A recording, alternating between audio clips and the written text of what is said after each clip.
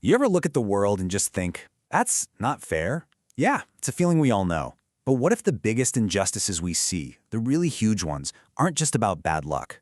Today, we're diving into a powerful idea that reframes justice, not as some cosmic game of chance, but as something we can actually choose to build. And that feeling? It's universal, right? That gut punch when something feels profoundly, deeply unjust, it connects us all. And you know what? It's the perfect place to start for the huge question we're going to tackle. So this is the big one. Is it all just bad luck? It's so easy to just throw our hands up and blame fate or chance when things go wrong. But what if that's not the real story? What if bad luck is kind of letting us off the hook for society's biggest problems? Now let's be super clear here. Some things in life are completely random. An illness, a natural disaster, stuff that can strike anyone, anywhere, without any reason. And yeah, that feels profoundly unfair. We're not denying that. But we're about to draw a really important line in the sand. Okay, this is where it gets really, really interesting. We're going to look at these massive societal problems through a brand new lens, a concept called the awareness factor. And here is that line in the sand. While a personal illness might be random, the poverty of an entire nation, that's different. The argument here is that it's not an accident, it's a consequence. And just that one idea, man, it forces you to think about global inequality in a whole new way. So what in the world is this awareness? Well, it's not just about being smart or having a high IQ. Think bigger. It's about a whole society's collective ability to look ahead, to use what it knows to make smart, strategic choices for the long haul. It's about foresight over just reacting. This really breaks it all down. On one side, you've got those random, natural events that just happen. They feel unfair because they are, in a way, arbitrary.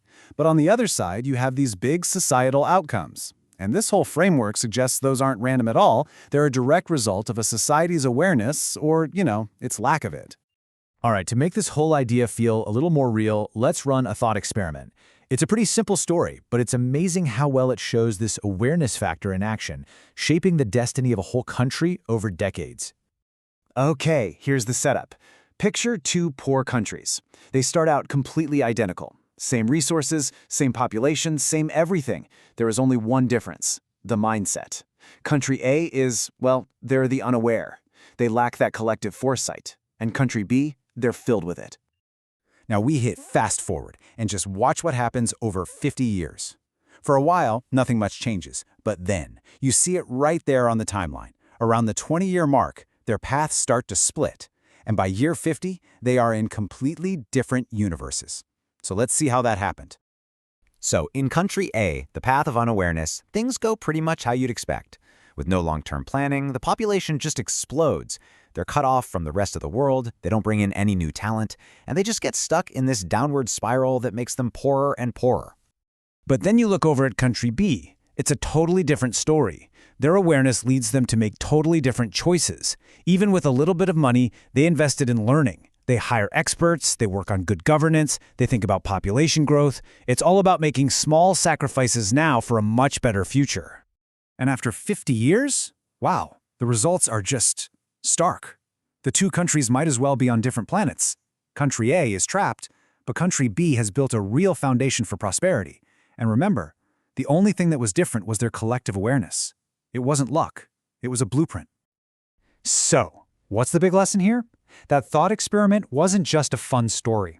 It's supposed to be a model, a way for us to think about how we can actually build a more just world, for real. And here it is. This is the absolute core of it all. Justice isn't some magical thing that just shows up. It's not the default setting of the universe. It's more like a garden. If you want something to grow, you have to intentionally plant the seeds, water them, and take care of it. Justice has to be cultivated. And guess what? We're actually given a clear 4-part blueprint for how to do it. 1. Invest in awareness and education. 2. Plan things out together. 3. Build systems that are meant to last. And 4. Be thoughtful about growth. See, this isn't just a theory, it's a practical guide. So what this all leads to is this really fundamental shift in how we see things. It's a move away from seeing the world as just random chaos and toward a much more empowering idea: responsibility. At the end of the day, this is about changing how we see our own role in the world. We can either see ourselves as, just passive victims of fate, Or we can see ourselves as active creators who use foresight and teamwork to build the future we want. It's the difference between randomness and responsibility. This quote just says it all, doesn't it? It's less about hoping luck favors the oppressed and more about cultivating awareness. It's not about crossing our fingers and hoping for a better world. It's about rolling up our sleeves and building one together. And this is just such an empowering idea to end on. If we apply these principles, something that looks like just random, unfair poverty can actually be transformed into a structured opportunity for everyone to do well. The choice and the tools to do it are actually ours. So, I'll just leave you with this one final thought to chew on. If justice and fairness aren't things we just find lying around, but things we actually have to build and grow together, then what will we choose to grow?